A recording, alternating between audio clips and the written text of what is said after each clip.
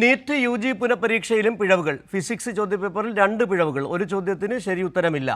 ഒരു ചോദ്യത്തിന് 2 ശരി ഉത്തരങ്ങൾ. വിവരങ്ങളുമായി ഫെമിന ചേരുന്നുണ്ട് ദില്ലിയിൽ നിന്ന്. ഫെമിന, ഈ നീറ്റിലെ ഈ ക്രമക്കേട് അവസാനിക്കുന്നില്ല, പിഴവുകൾ അങ്ങനെ തന്നെ തുടരുകയാണ്. ഇനി എന്താണ് NTA തീരുമാനം?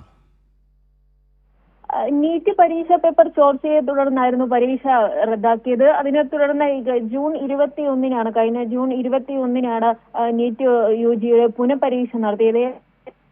പരീക്ഷയിലും വീഴ്ച പേപ്പറിലാണ് 2 ചോദ്യങ്ങളിൽ ഇത്തരത്തിൽ പിഴവ് ശരിയുത്തരമില്ലാതെയാണ് ഓപ്ഷനുകൾ നൽകിയിരിക്കുന്നത്.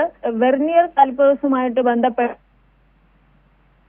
ശരിയുത്തരമില്ലായിരുന്നു ഈ ചോദ്യത്തിന്. അതുകൊണ്ട് NTA റദ്ദാക്കിയതിന്.